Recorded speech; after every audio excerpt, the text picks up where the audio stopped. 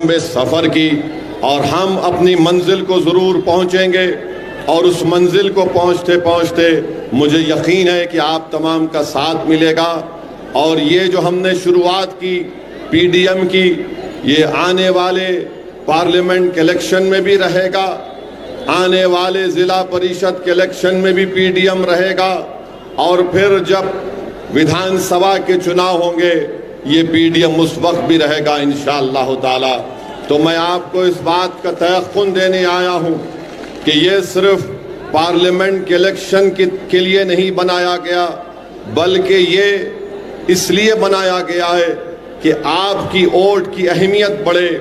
और जब आपकी वोट की अहमियत बढ़ेगी तभी जाकर आपसे इंसाफ होगा।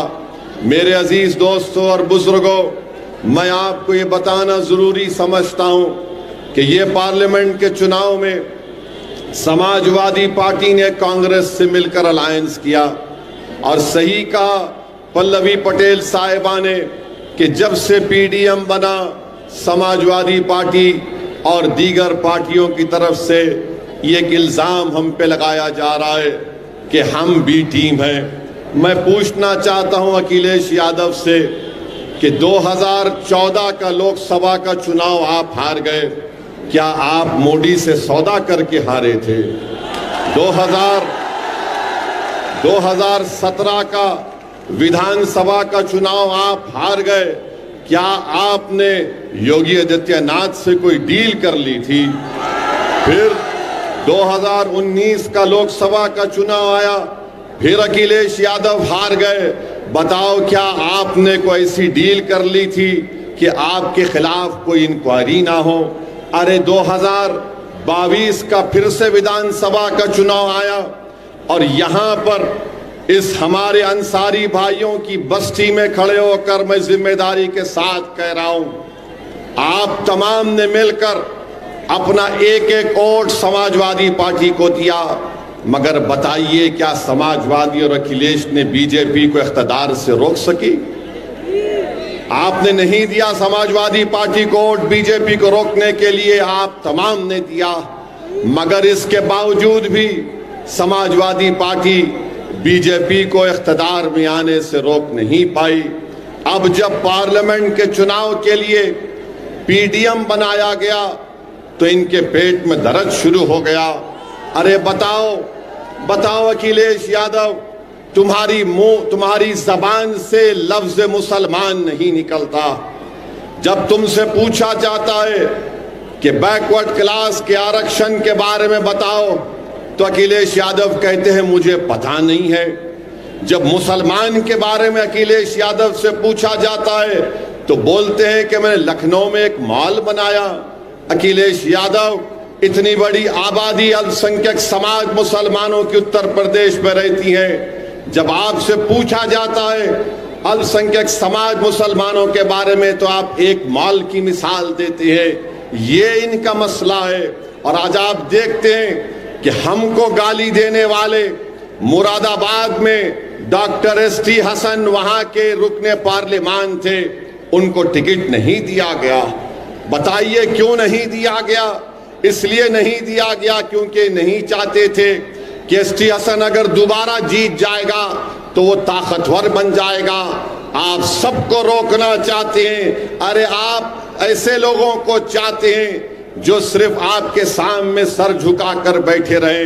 मेरे भाई, मैं आपको बताने के लिए आया हूं कि अखिलेश यादव कहते हैं कि अपनी जान दे दो और बीजेपी को रोक दो। अरे अखिलेश यादव, तुम्हारा आधा परिवार नरेंद्र मोदी के साथ बैठकर चाय पी रहा है, तुम उनको नहीं रोक पाते, तुम उनको रोक नहीं पाते और हमसे कह रहे हैं कि जान दे दो और बीजेपी को रोक दो। अखिलेश यादव, जान तो हम ही दे रहे हैं ना। बुलडोजर से घर तो मेरा ही टूट रहा है,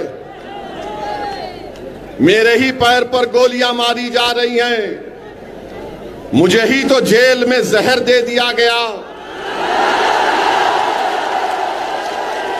मेरे हाथ में हथकड़ियां हैं, मेरे हाथ अभी सुन तो लीजिए। मेरे हाथ में हथकड़ियां हैं, मेरे हाथ में हथकड़ियां हैं। मैं एक पूर्व सांसद हूं, कोर्ट ने मुझे सजा दी। मैं 10 पुलिस वालों के साथ चल रहा हूं अखिलेश, और कोई करीब से आकर मुझे गोली मार देता है। तुम्हारी जबान से उसका नाम नहीं निकला जिसका नाम अतीक था। मेरे अजीज दोस्तों और बुजुर्गों, कोर्ट का ऑर्डर आया मदरसों को खत्म करने के लिए। हजारों मदरसे मुतासिर हो गए, लाखों बच्चे मदरसे में पढ़ते, मगर समाजवादी पार्टी बोल नहीं सकती, अपने जबान से मदरसों का नाम नहीं ले सकती। और याद रखिए, समाजवादी पार्टी यही चाहती है कि आप भैया के लिए जान कुर्बान करो और दरी बिछाओ। महम पीडीएम आपसे कहने आई है कि आप मुत्तहिदा तौर पर पीडीएम का साथ दीजिए, तो एक वक्त आएगा इंशाअल्लाह ताला अखिलेश यादव दरी भी बिछाएगा, आपके लिए जान भी कुर्बान करेगा। कब तक आप लोग, हमारा हाल ऐसा है कि भैया के साथ बैठकर एक फोटो ले लिए तो समझते कि बहुत बड़ा तीर मार लिए। छोड़ो इन चीजों को। क्या तुम में काबिलियत नहीं है? क्या तुम अखिलेश यादव की तरह नेता नहीं बन सकते? बन सकते इंशाअल्लाह ताला। सिर्फ एतमाद की जरूरत है। ये जो हमने अपने दिमाग में ये जहनियत बिठा ली कि नहीं नहीं हमको इनके पीछे चलना है। अरे भाई, तुम दुनिया में इसलिए आए ताकि तुम दुनिया की इमामत कर सको। तुम दुनिया में इसलिए नहीं आए कि तुम पीछे चलो। अरे पीछे चलते कौन है? जो जानवर मवेशी के पीछे जानवर चलते हैं। हम इंसान हैं, याद रखो। ऊपर वाले ने आपको सोचने और समझने की सलाहियत दी है, और आप अपने दिलो दिमाग पर जोर डालो। अब क्या बचा बताओ? अब यहां से तो उठना ही है ना, और नीचे तो नहीं जा सकते। अब यहां से उठना ही तो है। मगर आज भी आकर हमारे दरमियान में बाज लोग कहते हैं कि नहीं नहीं, अगर कोई मोदी से मुकाबला कर सकता है तो फुला है, पूर्व मुख्यमंत्री है। अरे भाई, उसका आधा परिवार बीजेपी में जा चुका है, आधा परिवार बीजेपी में जा चुका है। इन्हीं के लोगों, इनके पार्टी के लोगों का पेट्रोल पंप तोड़ दिया जाता है, इनका एमएलए जेल को चला जाता है। ये कभी जाकर मिलना तो छोड़ो, इनके परिवार से पूछते तक नहीं कि बताओ तुम्हारे क्या हालात है। क्योंकि ये जानते हैं कि आप बंदी हैं, ये जानते हैं कि आप कहीं पर नहीं जाने वाले हैं। आपके सामने सिर्फ बीजेपी का नाम लो, आप सब खामोश हो जाते हैं। अरे बताओ, यहां पर जिस जगह पर मैं खड़े होकर अल्लाह ने मुझे मौका दिया आपसे कुछ बात करने का, इस शहर के member of parliament Narendra Modi हैं। बताइए, आप 10 साल से मेंबर ऑफ पार्लियामेंट हैं। क्या नरेंद्र मोदी ने आकर पूछा कि हमारे अंसारी भाइयों के घर में कभी चिराग जलता है या नहीं जलता है? क्या नरेंद्र मोदी ने बुनकरों की सहूलत के लिए कुछ इकदाम किए? नहीं किए। क्या नरेंद्र मोदी ने, मोदी का नाम लिए तो आवाज क्यों कम हो रही?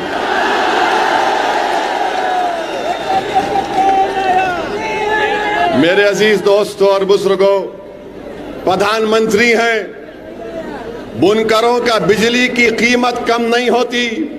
अगर किसी बुजुर्ग का इंतकाल हो जाता है तो मीटर ट्रांसफर नहीं होता।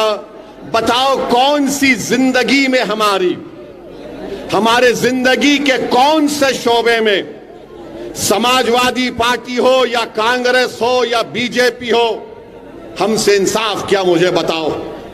मेरी इस बात का सोचो, मेरी इस बात को अभी जवाब मत दो।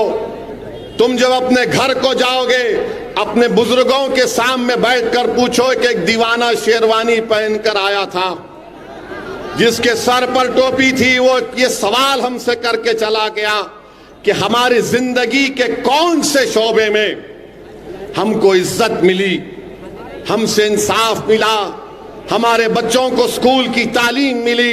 अरे बताओ हमारे अंसारी भाइयों, आपकी कौन सी औलाद मुल्क के बड़े बड़े तालीमी इदारों में तालीम हासिल कर रही है?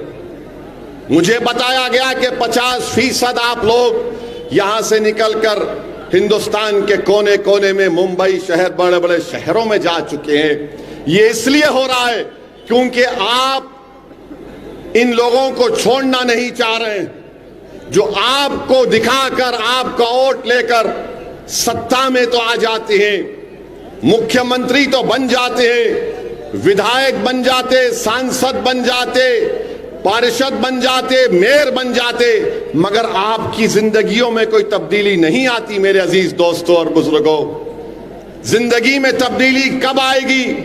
जब आप सिर्फ वोट डालने वाले नहीं, वोट लेने वाले बनेंगे। मैं पहले भी कह चुका हूं, आज भी कह रहा हूं, मैं उत्तर प्रदेश को इसलिए नहीं आ रहा हूं कि मैं अपने आप को यहां पर मजबूत कर सकूं। मैं उत्तर प्रदेश या बिहार या भारत के कोने कोने में इसलिए नहीं जाता हूं ताकि कोई मेरी मकबूलियत में इजाफा हो सके। मैं भारत के कोने कोने में इसलिए नहीं जाता हूं कि मेरी अना को तस्कीन पहुंचे। अरे मैं इसलिए जाता हूं कि अल्लाह ने मुझे एक मुकाम दिया है। मेरी जिंदगी का चिराग कब खत्म हो जाए मुझे पता नहीं है, मगर मैं अपनी खबर में जाने से पहले ये कोशिश कर रहा हूं कि तुम नेता बनो, तुम लीडर बनो, तुम कायद बनो, तुम मेंबर ऑफ पार्लियामेंट बनो, तुम ताकतवर बनो, ताकि तुम्हारे इन बच्चों का मुस्तकबिल अच्छा हो सके। मेरे भाई, मैं आपके थालियों का कभी मोहताज नहीं था। मैं आपसे नहीं कह रहा हूं कि मैं तकरीर इसलिए कर रहा हूं कि तुम्हारी थालियों को सुनकर मुझे खुशी मिलेगी। मेरे भाई, मैं ये थालियां सुन सुनकर मेरे कान पक चुके हैं। तुम्हारे जज्बाती नारे सुन सुनकर मेरे कान पक चुके हैं। मैं सिर्फ तुमसे यह बताने आया हूं कि तुम थाली मत बजाओ, तुम सिर्फ इस उंगली से वोट डालो पीडीएम को। यही हमारी ताकत का मजाहरा होगा, यही हमारी ताकत का मजाहरा होगा। तो मुत्तहिदा तौर पर अपने वोट का इस्तेमाल करिए। ये तमाम सियासी पार्टियां हैं, समाजवादी है, बहुत सी पार्टियां हैं, मगर आपने क्या हासिल किया बताइए। आप उत्तर प्रदेश में सबसे ज्यादा जेलों में कौन है? दलित समाज है, आदिवासी समाज है, पिछड़ा समाज है, मुसलमान है। आप बताइए अजीज दोस्तों और बुजुर्गों, मैं मुख्तार अंसारी का नाम लेकर कह रहा हूं, मैं किसी बाप से डरने वाला नहीं हूं। जमहूरियत के दायरे में रहकर कह रहा हूं कि मुख्तार अंसारी एक इंसान था। मुख्तार अंसारी एक इंसान था, जुडिशियल कस्टडी में था, जहर देकर मार दिया। वो शहीद है, वो शहीद है।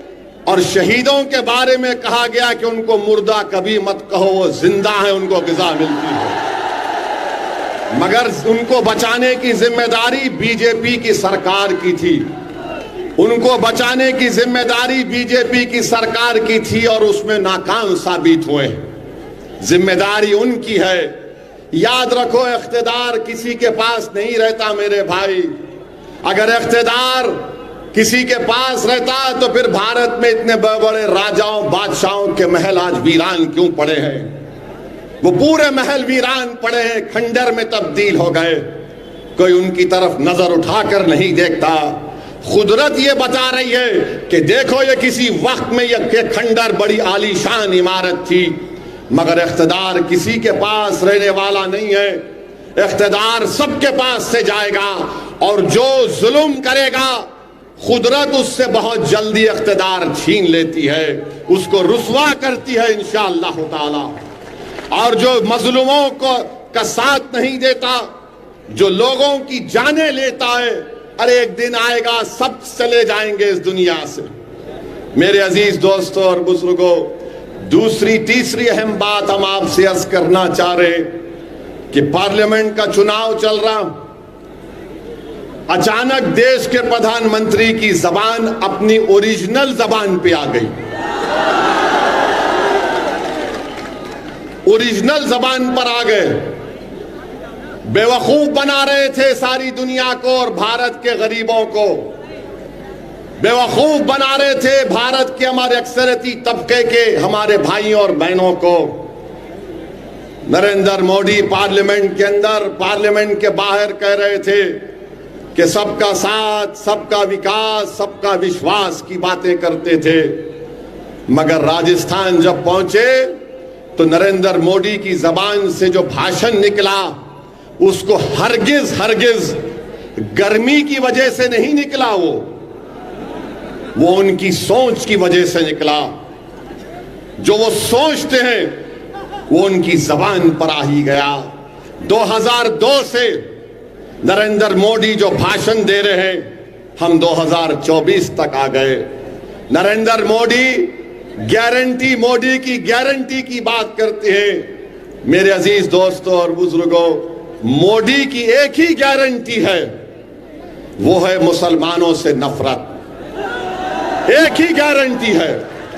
मोदी की दूसरी गारंटी है कि मैं भारत के संविधान को बदलूंगा, क्योंकि जो संविधान बाबा साहेब अंबेडकर ने बनाया, मोदी उसको बदलना चाहते हैं। मोदी की दूसरी गारंटी, तीसरी गारंटी यह है कि ओबीसी समाज से, दलित समाज से आरक्षण को खत्म करके रख दिया जाए। याद रखो, जब पार्लियामेंट में जब नया बिल लाया जा रहा था ईबीसी के नाम पर, मैंने पार्लियामेंट में खड़े होकर यह कहा था, ये बाबा साहेब अंबेडकर के ख्वाबों के खिलाफ ये हुकूमत काम कर रही है। तो मोदी जी की गारंटी ये है। बड़ी बड़ी गारंटी की बात करते, अरे भारत के प्रधानमंत्री आप हैं, आप पसमानदा मुसलमान की बात करते हैं ना। ये पसमानदा मुसलमान का पावरलूम किसका है? पावरलूम पर मोदी जी कभी ध्यान नहीं दिए, बिजली की कीमत पर ध्यान नहीं दिए, मगर अब मोदी जी ने क्या कह दिया राजस्थान में कि भारत के 17 करोड़ मुसलमान घुसपैठी हैं और भारत के मुसलमान ज्यादा बच्चे पैदा करते हैं और भारत के मुसलमानों को हमारी हिंदू मां और बहनों का मंगलसूत्र छीनकर उनको दिया जाएगा। नरेंद्र मोदी, अगर आप बात मंगलसूत्र की करेंगे तो बात बहुत दूर तक जाएगी। मेरी जबान मत खोलाओ, बात बहुत दूर तक जाएगी, क्योंकि अगर तुम्हारे मुंह में जबान है तो मेरे मुंह में भी जबान है। पूरा शिजरा खोल सकता हूं मैं यहां पर, मगर एहतराम और अदब के दायरे में रहकर कह रहा हूं। अब आप, मैं पूछना चाह रहा हूं इस बनारस की सरजमीन में खड़े होकर, क्या बिस्मिल्लाह खान घुसपैठी थे? बताओ, क्या आप घुसपैठी हैं? क्या आप घुसपैठी हैं? अगर घुसपैठी नहीं है तो हाथ उठाकर बताओ कम घुसपैठी नहीं है। वहां से हाथ नहीं उठ रहे, हाथ उठाइए जहां तक आवाज अल्लाह पहुंचा रहा है और जोर से बोलिए कि हम घुसपैठी नहीं है। इस मुल्क को आजाद हमने करवाया। बोलो मेरे साथ, इस मुल्क को आजाद हमने करवाया। इस मुल्क में अंग्रेजों को हमने भगाया। इस मुल्क को अंग्रेजों के भगाने में आरएसएस का कोई रोल नहीं है। वो माफीनामा लिखते थे, हम सूलियों पर चढ़ते थे। मोदी जी हमको घुसपैठी कह रहे हैं आप। अच्छा, आप दूसरा इनका झूठ। अरे सुनिए सुनिए, हाँ जिंदा ही है, जिंदा ही रहेंगे इंशाअल्लाह। मर भी जाएंगे तब भी जिंदा रहेंगे इंशाअल्लाह ताला। क्योंकि मौत क्या है? मौत क्या है? इंसान के जिस्म से रूह निकल जाती है, एक घर से दूसरे घर को मुंतकिल होते। हम फना नहीं होने वाले आए मोदी जी। अब दूसरा इनका बात, अब सुनिए, बच्चे पैदा कर रहे हैं ज्यादा। मोदी जी, आपके 6 भाई है नहीं है? बताइए हमको। अमित शाह की 6 बहनें हैं, हाँ, अच्छा, जो आरएसएस के गोलवालकर है, मैंने सुना कि उनके 9-10 भाई बहन थे। मोदी जी कभी अपने गिरबान में झांक कर भी तो देख लो। और सच्चाई ये है कि मुस्लिम महिलाओं का फर्टिलिटी रेट, मोदी सरकार का डेटा, इंपेरिकल एविडेंस, आदादो शुमार ये कह रहे हैं कि फर्टिलिटी रेट मुस्लिम महिलाओं का गिरा है। मगर नरेंद्र मोदी जी भारत के हमारे हिंदू भाई बहनों में, बैकवर्ड क्लास के भाई बहनों में, दलितों में ये बताना चाह रहे हैं ये मुसलमान बहुत बच्चे पैदा कर रहे हैं, एक दिन ये हमसे बढ़ जाएंगे आगे। नहीं मोदी जी, इतना झूठ तो मत बोलो। वो गाना क्या है, झूठ बोले तो कौवा काटे। मोदी जी, आपको मालूम कि भारत में मुसलमानों की आबादी कभी भी 18.5 या 19% से आगे बढ़ने वाली नहीं है। और जिस दिन हमारे हिंदू भाई बहनों की आबादी स्टेबलाइज होगी, उसके 40 साल के बाद मुसलमानों की आबादी स्टेबलाइज हो जाएगी। अब बात तीसरी है मंगलसूत्र की। तो मैं आपको बता रहा हूं, क्या उत्तर प्रदेश के बड़े बड़े नदियों में, तालाबों में लाशें नहीं बह रही थी कोविड के दौरान? बह रही थी ना लाशें। तो जिसकी लाश बह रही थी उसकी हमारी बहन, हमारी बेटी का भी तो सुहाग उजड़ा होगा। बताओ मोदी जी, क्या आपने कभी किसी घर में जाकर उनको पुरसा दिया? आज आप मंगलसूत्र की बात कर रहे हैं। मोदी जी, आप ओरिजिनलिटी पे आ गए अपने। आप धोखा दे रहे थे। मैं सबको साथ लेकर चलना चाहता हूं। मैं विकसित भारत बनाना चाहता हूं। मैं तीसरी बड़ी इकॉनमी भारत को बनाना चाहता हूं।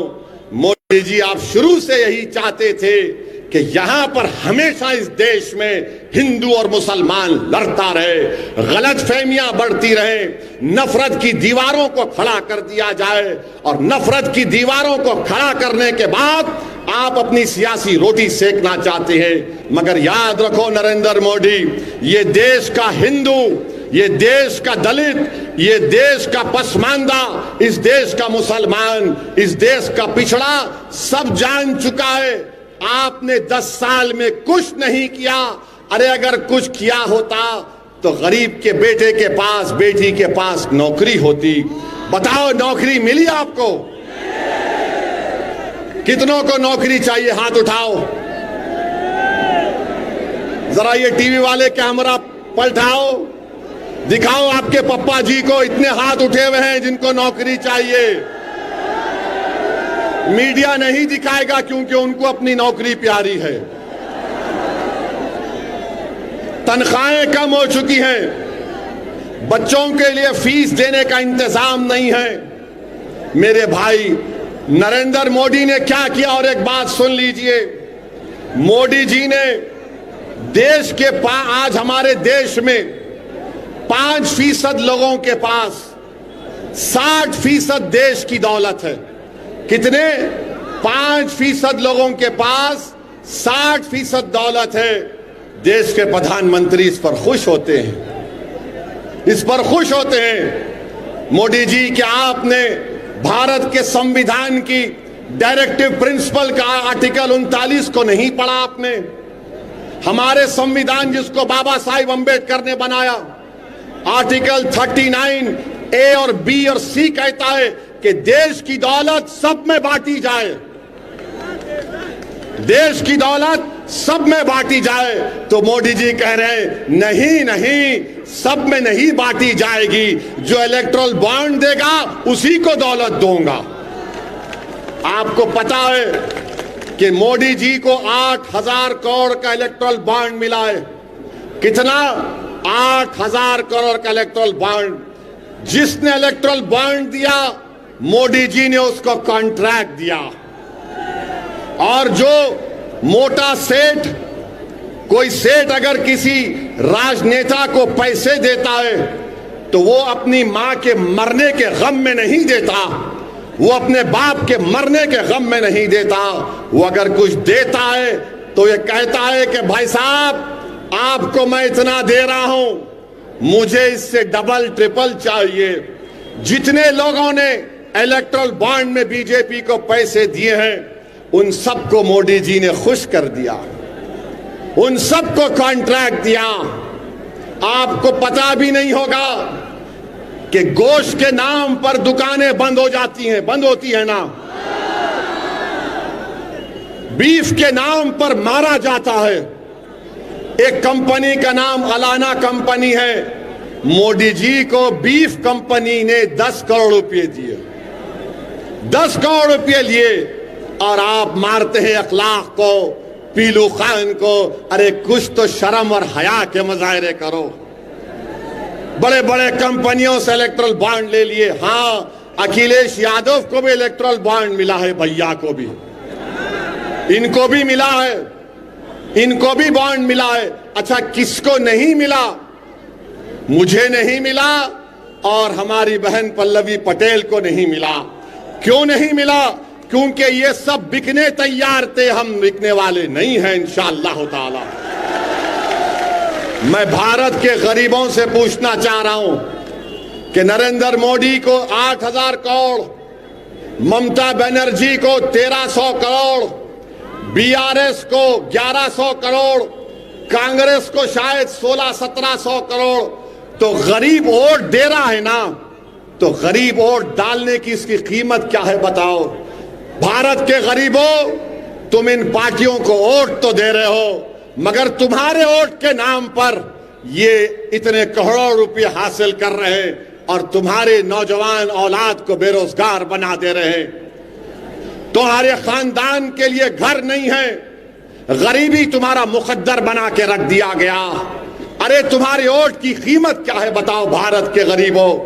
तुम गरीब ही रहोगे, तुम्हारे वोट की कीमत नहीं है, क्योंकि तुम जिसको वोट दे रहे हो वो तमाम के तमाम बिक चुके हैं, इलेक्टोरल बॉन्ड के नाम पर बिक चुके हैं। तो इसीलिए हम आपसे अपील कर रहे हैं कि आप तमाम लोग पीडीएम का साथ दीजिए, अपनी क़यादत बनाइए, और मुसलमान, दलित, पिछड़ा जब मिलेगा, यही लोग कमजोर हैं, इन्हीं पर जुल्म किया गया, इन्हीं को दबाया गया, इन्हीं को लूटा गया, इन्हीं को मारा गया और आपस में लड़ाया गया, इन्हीं पर गोलियां चलाई गई हैं।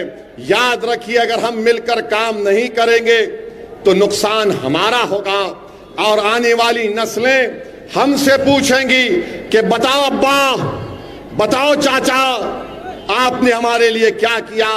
तो चाचा और अब्बा ये नहीं कह सकते कि हमने अखिलेश के लिए दरी बिछाई, चाचा और अब्बा ये नहीं कह सकते कि हमने बीजेपी के खौफ में उस पार्टी का साथ दिया। हम आपसे कह रहे हैं कि डरने और घबराने की जरूरत नहीं है। आपने बरसों कांग्रेस का साथ दिया, आपने बरसों समाजवादी का साथ दिया। अरे भाई, कब तक आप इन लोगों का साथ देंगे जिन्होंने आपको कमजोर करके रख दिया, जिन्होंने आपके वोट को लेकर आपको बर्बाद कर दिया। इसीलिए हम आपसे अपील करने आए हैं कि पीडीएम के जहां जहां पार्लियामेंट उम्मीदवार रहेंगे, आप उनको अपना वोट दीजिए, एक नई तारीख पैदा करिए और एक अच्छी सियासत हम कर सके। लोग अक्सर मुझसे कहते हैं कि असदुद्दीन ओवैसी भाषण अच्छा देता है, सब अच्छा देता है। मेरे भाई, मैं भाषण भी अच्छा देता हूं, मैं खुद भी अच्छा आदमी हूं, बुरा नहीं हूं। मुझ में भी बहुत कमजोरियां हैं, इंसान हूं। मैं कोई फरिश्ता होने का दावा नहीं कर रहा हूं, मैं कोई वली और खुतुब होने का दावा नहीं कर रहा हूं। मैं ये कह रहा हूं कि मैं एक इंसान हूं। मेरे दिल और सीने में तकलीफ होती है जब मैं नाइंसाफी को देखता हूं। मैं अपनी इस तकलीफ को, इस तमाम नाइंसाफी को खत्म करने के लिए पीडीएम बनाया गया है। मेरी आप तमाम से अदबन गुजारिश है कि आप पीडीएम का साथ दीजिए।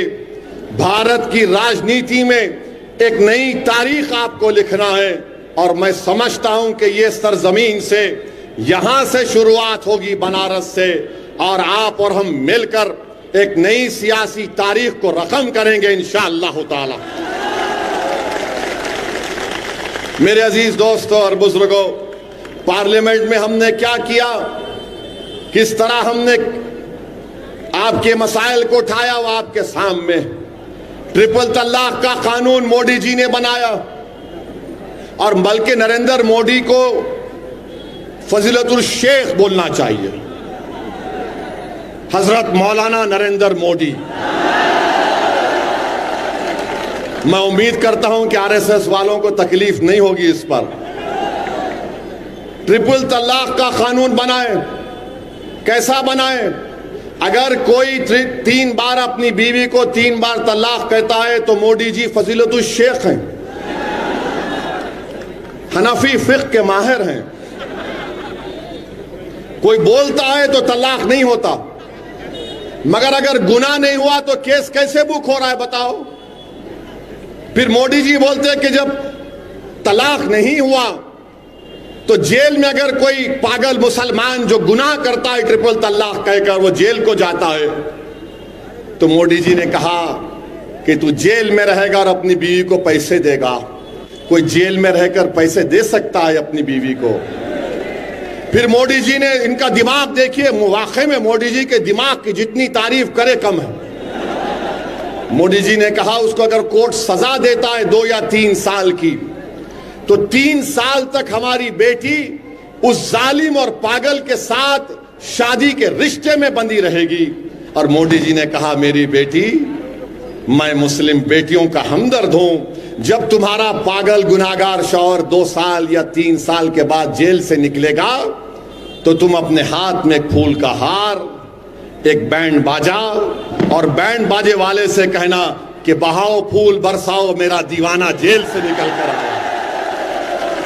बताइए आप, ये कानून बनाते हैं आप? ये कानून बना दिया आपने। हमने 3 बार उस कानून की मुखालिफत की। CAA का कानून सही है या गलत है बताइए? CAA का कानून सही है या गलत है बताइए? हाथ उठाकर बताइए। हमने पार्लियामेंट में उस कानून की बिल को फाड़ा, सही किया या गलत किया बताइए? आपने देखा समाजवादी पार्टी के किसी MP ने बिल के बारे में क्या बोला? देखिए जाकर मुंह नहीं खुल रहा था, बोल नहीं पा रहे थे। हम जब खड़े हुए 302 MP के सामने, हमने कहा जिस तरह महात्मा गांधी ने व्हाइट साउथ अफ्रीका के कानून को फाड़ा था, हम इस कानून को फाड़ते हैं। यह भारत के संविधान के खिलाफ है। मेरे भाई, इसीलिए हम आपसे कह रहे हैं, हमारी बहन पल्लवी पटेल का भी हमने भाषण YouTube पर सुना। जब वो असेंबली में बोलती हैं तो माशाअल्लाह बड़े बेहतरीन तरीके से बोलती हैं और बेबाक तरीके से बोलती हैं। अपने अल्फाज को चाप चाप कर नहीं बोलती वो। तो हम आपसे अपील कर रहे हैं कि इस PDM का साथ दीजिए। इंशाअल्लाह ताला हमारा चुनाव 13 मई को है। आप दुआ फरमाइए कि अल्लाह हमको भी कामयाब कर दे, अख्तरुल ईमान को किशनगंज से कामयाब कर दे, इम्तियाज जलील को औरंगाबाद से कामयाब कर दे, और फिर PDM के पूर्व उम्मीदवारों को अल्लाह आपके वोट और दुआओं से उत्तर प्रदेश में कामयाब और कामरान कर दे। तो 13 तारीख के बाद हम भी आएंगे। जहां जहां हमारे उम्मीदवार रहेंगे, इंशाअल्लाह हमारी कोशिश होगी कि हम वहां पर जाकर, जो हमको बीजेपी और समाजवादी पार्टी वाले बोलते हैं कि ओवैसी भड़काऊ भाषण देता है, सही है, हम भड़काऊ भाषण ही देंगे आके इंशाअल्लाह ताला। हम भड़काते हैं देश के खिलाफ नहीं, हम नहीं भड़काते किसी समुदाय या मजहब के खिलाफ, हम भड़काते हैं उन जालिमों के खिलाफ जिन्होंने गरीबों का खून चूस कर उनकी जिंदगियों को हराम कर दिया। और आपका हक है कि आपको अपना हक मिले, आपको इंसाफ मिले। ये इंसाफ की लड़ाई के लिए हमने एक पहला कदम उठाया है। आपकी सरपरस्ती की जरूरत है, आपके साथ की जरूरत है, आपकी ताईद की जरूरत है। और ये हम उस वक्त तक नहीं कर सकते जब तक कि आपका साथ नहीं मिले। आप तमाम से फिर से अपील करता हूं कि आप PDM का साथ दीजिए और मोहतरमा कृष्णा पटेल साहिबा, हमारी पल्लवी पटेल साहिबा, हमारे प्रेमचंद बिन, बाबू रामपाल, इन सब का साथ देकर सामाजिक न्याय को अमली जामेनामा पहनाने का काम हमको और आपको मिलकर करना है। आप यहां पर तशरीफ लाए, आपका बहुत बहुत शुक्रिया। मेरी खुशकिस्मती है कि अल्लाह ने मुझे बनारस को भिजाया और ख़ास तौर से आप गरीबों के दरमियान में खड़े होकर मुझे कुछ बोलने का मौका इनायत फरमाया। बहुत बहुत शुक्रिया। सलाम अलैकुम।